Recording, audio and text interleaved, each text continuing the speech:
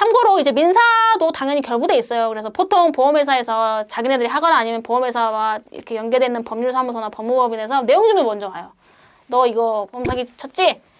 보험금 못 줘?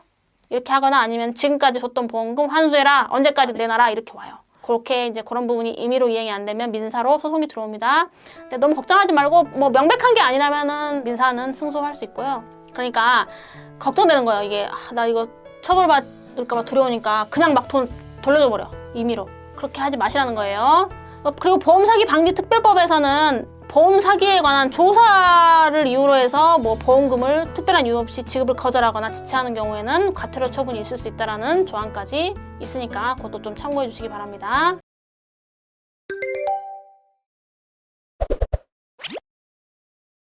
안녕하세요. 나는 변호사다. 김세라 변호사입니다. 그것이 알고 싶다라는 프로그램에 단골로 등장하는 주제가 있어요. 뭘 것 같아요, 여러분? 바로 보험 사기입니다. 요즘에 이제 이슈가 됐던 이은혜 사건도 보험 사기 사건이죠, 사실은. 보험 사기도 사기거든요, 여러분. 사기인데 워낙 사회적으로 문제가 크고 이 보험 사기, 그러니까 보험금을 편취하는 것을 목적으로 해서 사람을 죽이기도 하는 이제 그런 사건들까지 발생을 하고 굉장히 큰 금액이 왔다 갔다 하다 보니까 이슈가 많이 됐고, 그래서 이제 국회에서도 보험 사기 방지 특별법이라는 법이 제정이 됐어요. 근데 웃긴 게 여러분, 사기의 유형이 뭐 여러 가지 유형이 있잖아요. 근데 그럴 때마다 그 사기의 특별 유형에 대해서 특별법을 제정하진 않죠. 근데 제가 이제 검색을 해보면 사기 관련한 특별법이 현재 3가지예요. 보험 사기 방지 특별법, 전세 사기 특별법, 전자금융 사기 특별법.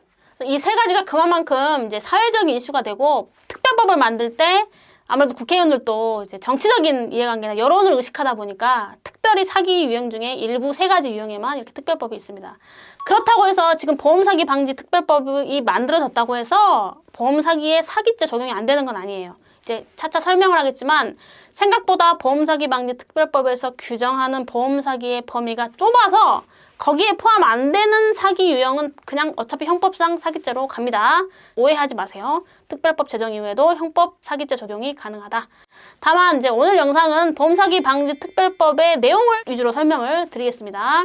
이 보험사기 방지 특별법은 보험 사기 행위라는 걸 별도로 정의를 하고 그거에 따른 보험 사기죄를 별도로 정의를 했어요. 그래서 이 정의 내용을 정확하게 알아야 돼. 그래야지 지금 이 사안이 보험사기 방지 특별법이 적용되는지 형법상 사기죄가 적용되는지 정확하게 가릴 수 있습니다. 보험사기 방지 특별법에서 말하는 보험사기 행위는 보험사고 발생, 원인, 내용에 관하여 기망하여 보험금을 청구하는 행위를 말해요. 그리고 이제 보험사기죄라는 거는 보험사기 행위를 통해서 스스로가 보험금을 취득하거나 제3자로 하여금 보험금을 취득하게 함으로써 성립한다. 물론 미수범도 처벌은 됩니다. 그래서 여기서 여러분이 꼭 아셔야 되는 게 보험 사기가 단순히 그냥 어떤 기망해서 보험 사고를 발생시켰다 여기로 끝나는 게 아니라 보험금까지 청구하는 것, 보험금을 청구하는 것까지가 보험 사기예요. 그것을 통해서 보험금을 취득하면은 보험 사기죄, 취득하려고 했는데 못하면 보험 사기죄 미수, 이렇게 되는 겁니다. 자, 그러면 보험 사기 행위에서 보험 사고 발생을 기망한다는 거는 보험 사고 자체가 없었어. 그런데도 있는 것처럼 하거나 우리 보험계약은 보험 기간이 정해져 있잖아요. 그 기간 내에 발생하지 않았음에도 마치 그 기간 내에 발생한 것처럼 속이는 경우. 그다음에 보험사고 원인을 기망. 이거는 보험사고라는 건 우연하게 발생해야 돼. 갑자기 내가 생각지 못하게 다쳐야 되는데 의도적으로 피해를 만들어내는 거, 작출하는 거. 일부러 죽여놓고 우연히 죽은 것처럼. 이런 게 이제 그것이 알고 싶다에 많이 나오는 거예요.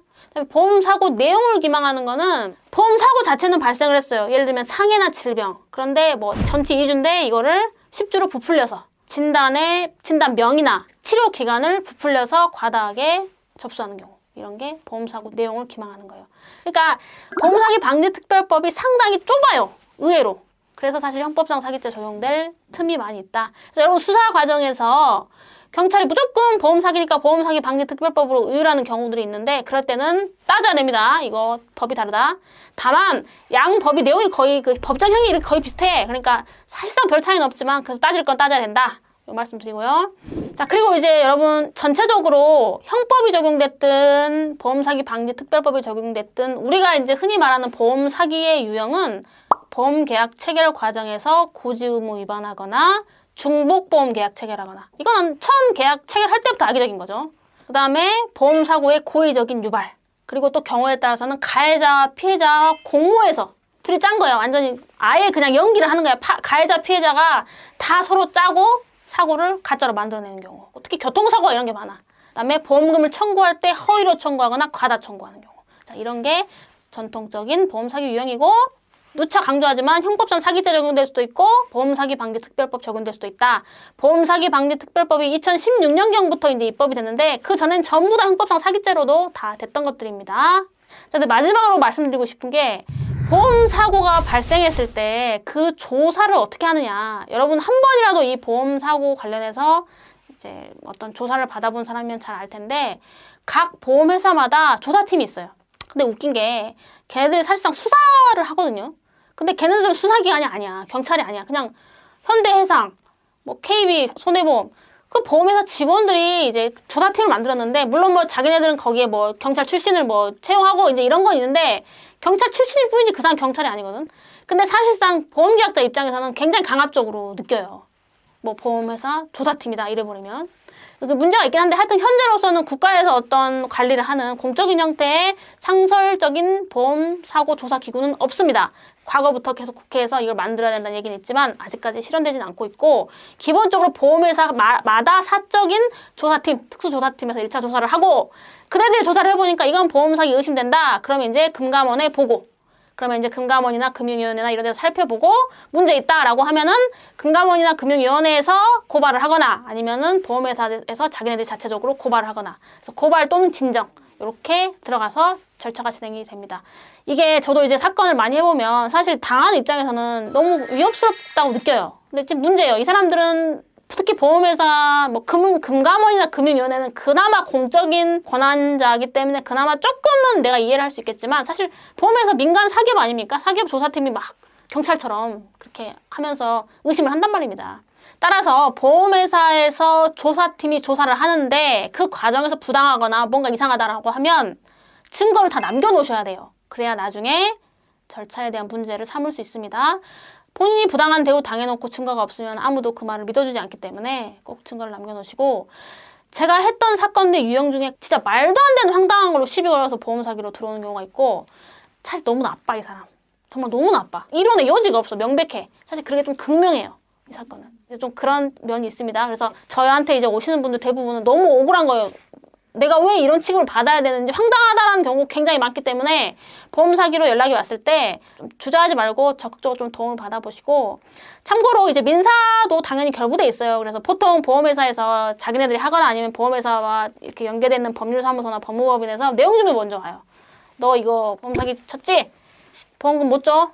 이렇게 하거나 아니면 지금까지 줬던 보험금 환수해라. 언제까지 내놔라. 이렇게 와요. 그렇게 이제 그런 부분이 임의로 이행이 안 되면 민사로 소송이 들어옵니다.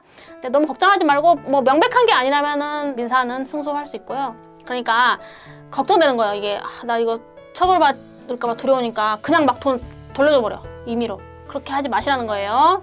그리고 보험사기 방지 특별법에서는 보험 사기에 관한 조사를 이유로 해서 뭐 보험금을 특별한 이유 없이 지급을 거절하거나 지체하는 경우에는 과태료 처분이 있을 수 있다라는 조항까지 있으니까 그것도 좀 참고해 주시기 바랍니다. 오늘도 이렇게 시청해 주셔서 대단히 감사합니다.